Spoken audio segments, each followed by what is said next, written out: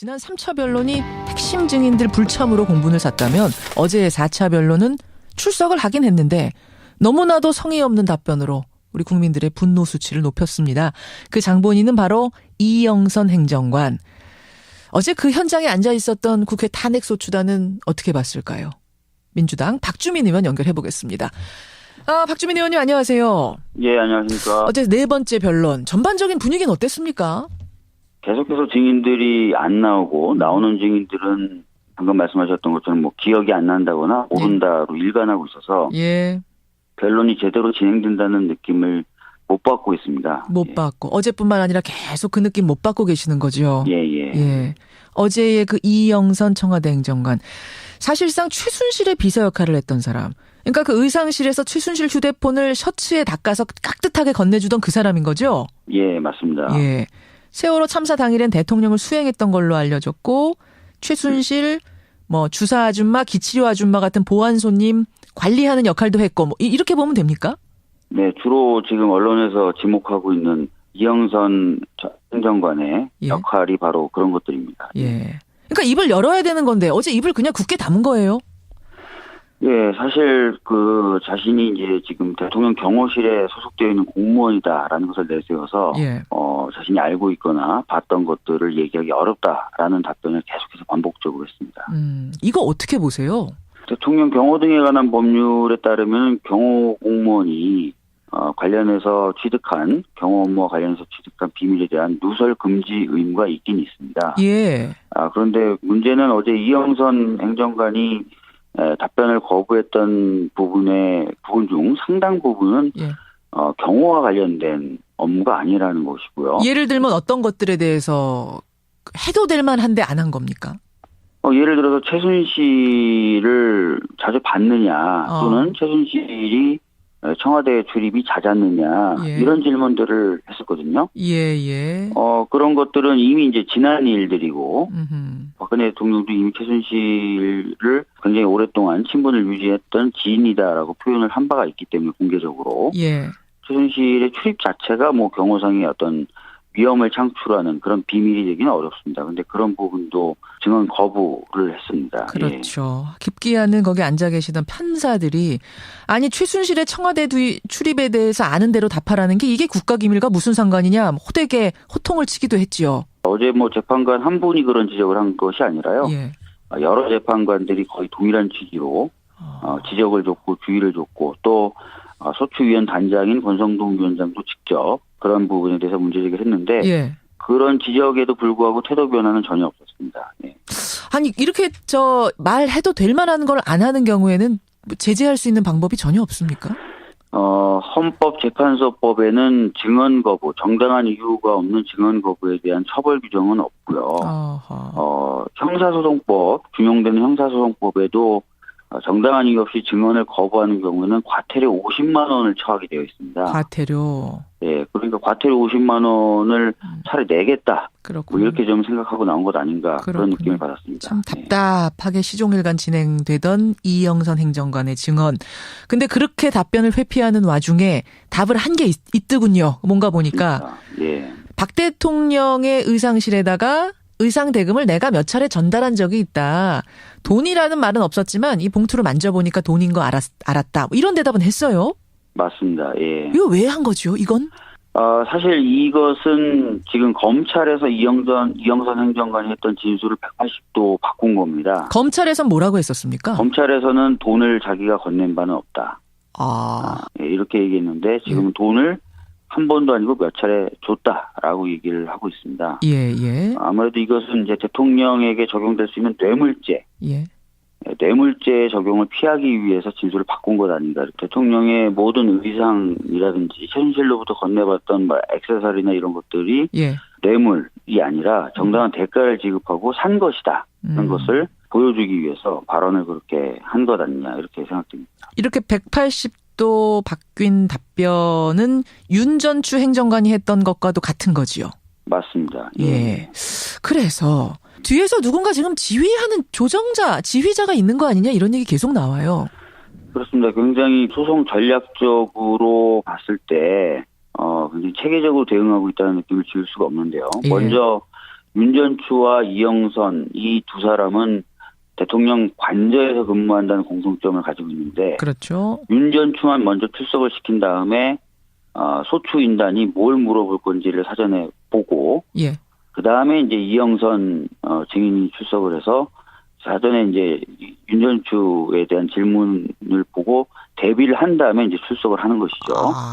그 다음에 이제 두 사람이 진술에 방향을 같이 하고 이런 식으로 전략적으로 대응하고 있는 것으로 생각됩니다. 그러니까 원래 부르기는 같이 불렀던 겁니까? 둘이 같이 나오라고? 예, 지난번에는 같이 나오라고 불렀는데 그때 이영선 행정관은 안 나왔군요. 윤전추 행정관만 나와서 일종의 탐색을 하고 들어간 것 아닌가 이렇게 생각됩니다. 이게 그러면 뭐 여러 가지 생각해 볼 수 있어요. 지금 말씀하신 대로 탐색전, 간보기, 미리 말 맞추기 위해서 이런 걸 수도 있고 또 시간 지연 작전. 한 사람 한 사람씩 나와서. 예. 뭐 지금 그 피청구인 즉 대통령 측 입장에서는 이런 식으로 대응하는 것이 두 가지 이득을 얻을 수 있는 거죠. 방금 말씀하셨던 것처럼 증인이 순차적으로 나옴으로써 소송 절차가 지연이 되고 예. 두 번째는 질문을 어떤 것을 하느냐, 어떤 측면이 약점이냐 이런 것들을 사전에 점검해 볼 수 있고요. 그렇군요. 그렇군요. 이것도 저는 참 갸웃거리게 하는 답변이었는데 그나마 한 답변 중에 이런 게 있었어요.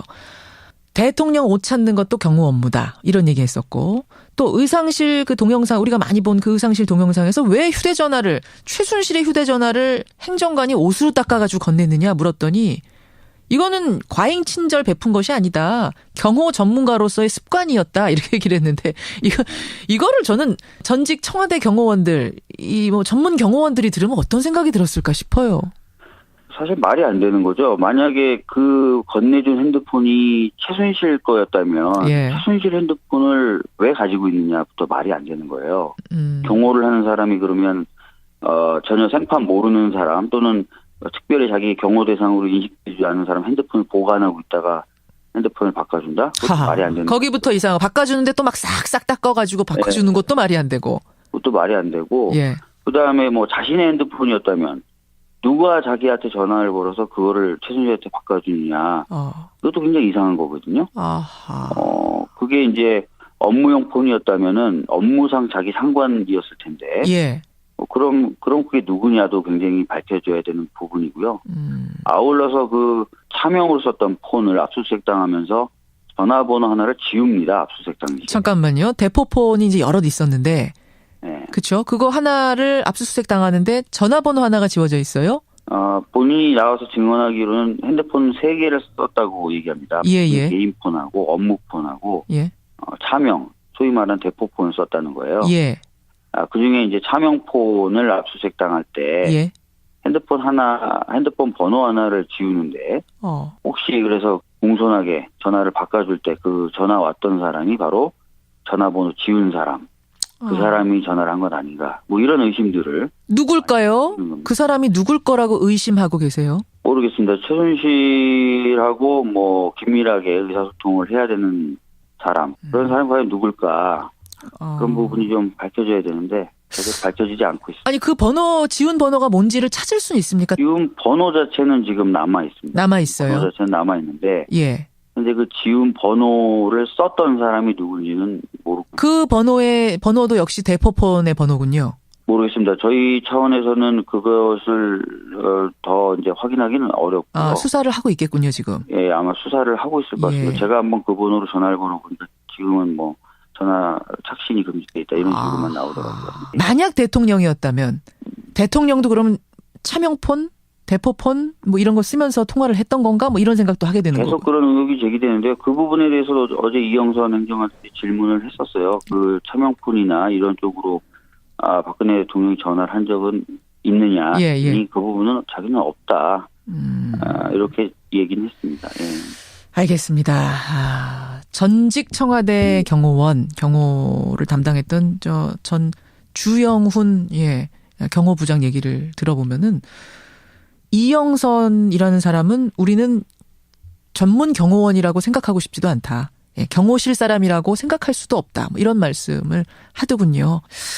끝으로 어제 아침 9시 반이죠. 9시 반에 특검에 출두한 이재용 부회장 아직도 조사 중입니다. 아직도 퇴근 못했어요. 왜 이렇게 길어지는 겁니까?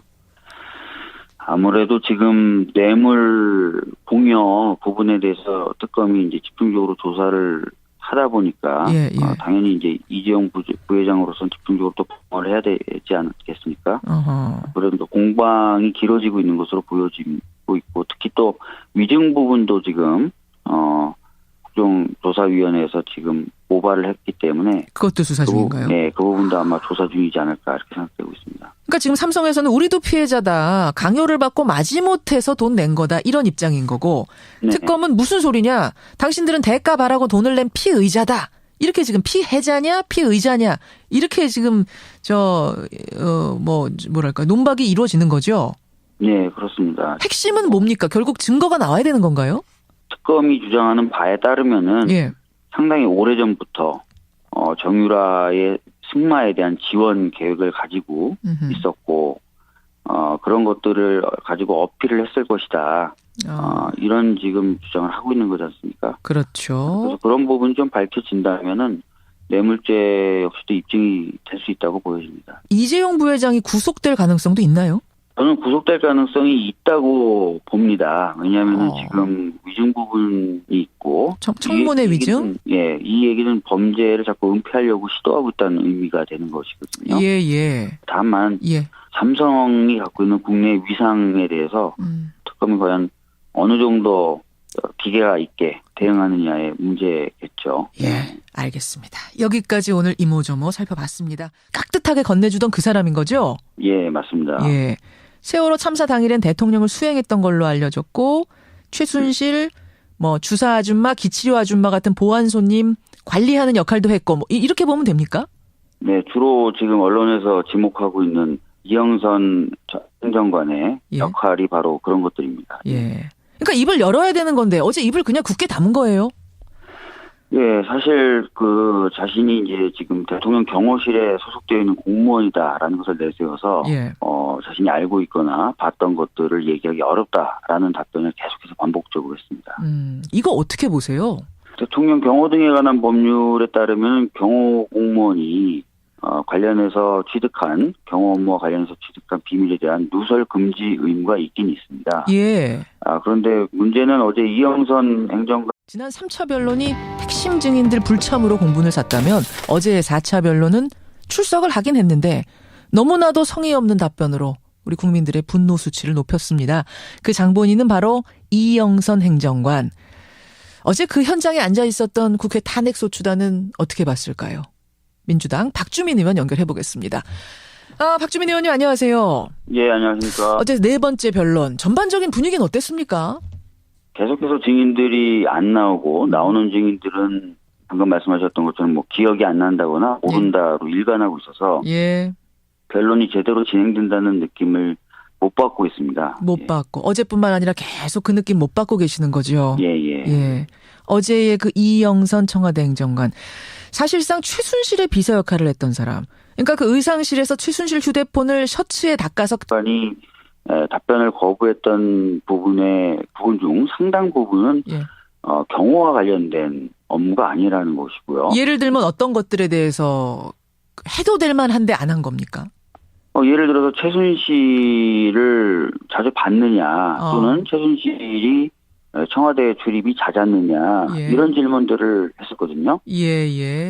그런 것들은 이미 이제 지난 일들이고 박근혜 대통령도 이미 최순실을 굉장히 오랫동안 친분을 유지했던 지인이다라고 표현을 한 바가 있기 때문에 공개적으로 최순실의 출입 자체가 경호상의 어떤 위험을 창출하는 그런 비밀이 되기는 어렵습니다. 그런데 그런 부분도 증언 거부를 했습니다. 그렇죠. 깊기야는 거기 앉아 계시던 판사들이 아니 최순실의 청와대 출입에 대해서 아는 대로 답하라는 게 이게 국가기밀과 무슨 상관이냐 호되게 근데 그렇게 답변을 회피하는 와중에 답을 한 게 있더군요. 뭔가 보니까 박 대통령의 의상실에다가 의상 대금을 내가 몇 차례 전달한 적이 있다. 돈이라는 말은 없었지만 이 봉투를 만져보니까 돈인 거 알았다. 이런 대답은 했어요. 맞습니다. 이거 왜 한 거죠? 이건? 사실 이것은 지금 검찰에서 이영선 행정관이 했던 진술을 180도 바꾼 겁니다. 검찰에서는 뭐라고 했었습니까? 검찰에서는 돈을 자기가 건넨 바는 없다. 이렇게 얘기했는데 지금은 돈을 한 번도 아니고 몇 차례 줬다라고 얘기를 하고 있습니다. 예, 예. 아무래도 이것은 이제 대통령에게 적용될 수 있는 뇌물죄. 예. 뇌물죄 적용을 피하기 위해서 진술을 바꾼 것 아닌가. 대통령의 모든 의상이라든지 최순실로부터 건네받던 액세서리나 이런 것들이 예. 뇌물이 아니라 정당한 대가를 지급하고 호통을 치기도 했죠. 어제 재판관 한 분이 그런 지적을 한 것이 아니라요. 예. 여러 재판관들이 거의 동일한 취지로 지적을 줬고 주의를 줬고 또 소추위원 단장인 권성동 위원장도 직접 그런 부분에 대해서 문제제기를 했는데 예. 그런 지적에도 불구하고 태도 변화는 전혀 없었습니다. 네. 아니 이렇게 말해도 될 만한 걸 안 하는 경우에는 제재할 수 있는 방법이 전혀 없습니까? 헌법재판소법에는 증언 거부, 정당한 이유가 없는 증언 거부에 대한 처벌 규정은 없고요. 형사소송법, 준용되는 형사소송법에도 정당한 이유 없이 증언을 거부하는 경우에는 과태료 50만 원을 처하게 되어 있습니다. 과태료. 네, 그러니까 과태료 50만 원을 차라리 내겠다. 그렇군요. 이렇게 좀 생각하고 나온 것 아닌가 그런 느낌을 받았습니다. 참 답답하게 시종일관 진행되던 이영선 행정관의 증언.